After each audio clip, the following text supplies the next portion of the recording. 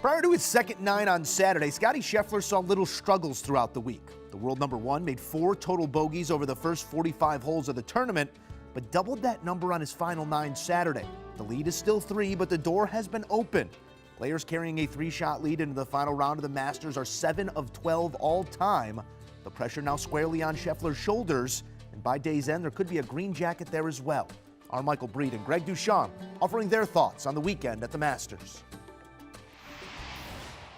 Well, round 3 is in the books, and I will tell you, it looked like it was going to be a runaway, Michael Breed, Greg Ducharme, but it ended up where you didn't know what to even think. He started, Scottie Scheffler, that is, he started to give away the big lead that he had built. He got it to 11 under par after a beautiful first 9 holes, and then getting it in the house, it seemed like it was taking forever, and he got a fortunate break. We'll call it as we see it. He got a fortunate break at 13 with that tee shot, and he got a fortunate break at 17 with his approach shot as well. And he took advantage of both of those, making really important birdies at both of those holes. Those were crucial because he made some other mistakes that he hasn't been making through the week. I mean, were you surprised to see what he did at hole number 14? That was the mistake that really surprised me. I'll tell you what I was very impressed with the approach shot that he hit at 11, and I thought he had a really good opportunity for birdie there. He missed that.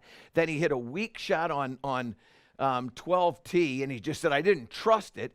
And then after that, he struggled with the tee shot at 13, and I knew things were coming unglued. The mental mistake at 14, I mean, all of it was just, you just started to see what it means to win a Masters to a guy that hasn't won a major championship yet, and winning at Augusta National is big, and what you saw was it's really big. See, hole number 13 to me was, that's what we've been talking about all week. He struggles moving it right to left, and because he got away with that, I thought he'd be fine for the rest of the way, but you really did see what it means to win a Masters, like you said, because of the mental mistake at 14, and then the shot, really the first left miss that he had all week, that at least off the tee at 18, and nearly loses the golf ball. I thought he was, I literally thought to myself, brilliant 2-putt at 16, by the way, but I thought he was fortunate to make birdie at 17. That ball could have gone in that left green side bunker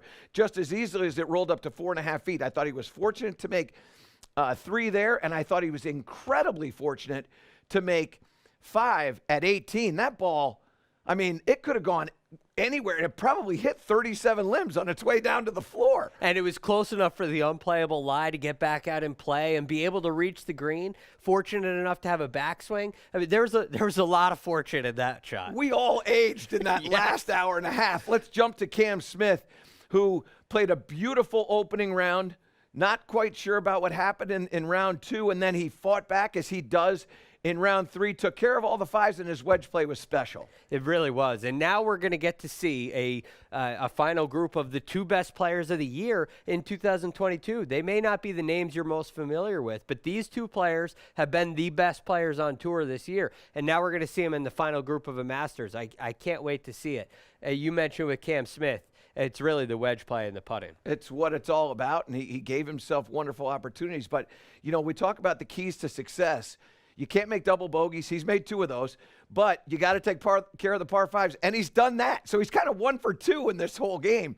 I continue to be impressed with a guy who just seems like he is playing in his own world. Everybody's talking about, well, they're under the radar, Tiger's here, all this other stuff. And here comes Cam Smith, and he just keeps doing what he does. And you get taken with the mullet, and you forget that the guy can really wedge it. And oh, by the way, he can putt. And that combination right there is pretty valuable. It leads to birdies, and he's made a ton of them. He's made 16 of them so far this week. To make 6 birdies today in those conditions, that was, I mean, it's the highest third-round scoring average since 1983. He had it to 7 under, made a bogey late in that round, but it certainly means, you know what, this is going to be a very interesting final 18 holes at Augusta National at the Masters. I want to talk about the golf course that we saw today, because I thought it was brilliantly set up. And I thought at the same time there were some fabulously challenging shots. The the par 3 16th hole at 163 yards. We're used to seeing that hole location, but at 163, we saw varying clubs into that. We saw 7 irons, 8 irons, and 9 irons. And by the way, the hole number 12, which normally is kind of okay, it was anything but okay. We saw a lot of players fired up into the bank and just got lucky to trickle back down. It was so difficult to judge the wind. And even though it wasn't blowing as maybe at the velocity that I expected to see today, it was definitely gusting, and it was giving players a hard time. And when you combine that with a much firmer golf course like we saw today, that makes for a tough task. It was very gettable, and players got it for a while. Only one really kind of kept it, in my opinion. That was Cam Smith. Scottie Scheffler gave a lot back.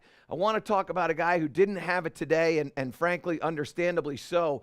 I think what we saw out of Tiger Woods, and we have been treated to 3 great days with Tiger, and I know we're going to be treated to another day, but it speaks to the courage, it speaks to the passion, it speaks to the will, it speaks to the desire of maybe, arguably, the greatest player who ever played the game of golf, and certainly somebody who gave us his all over these last, not just 3 days, but over this last week. Absolutely has given us his all, as he always does. I wouldn't be surprised to see him go shoot 67 tomorrow. He has that kind of strength, that kind of will.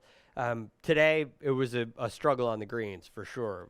I think, to me, it was just a struggle of fatigue, and frankly, we're never going to know the pain that he went through today and how hard it was to recover. I think he's going to have a little bit of a difficult time recovering again, and there's no doubt that all of this, the emotion, the struggle to get to this point, the fatigue that it takes, that has taken place over this last round, I think we're going to see a little bit of that tomorrow. But I think the coolest thing is to see the patrons and how they really appreciated Tiger Woods' effort.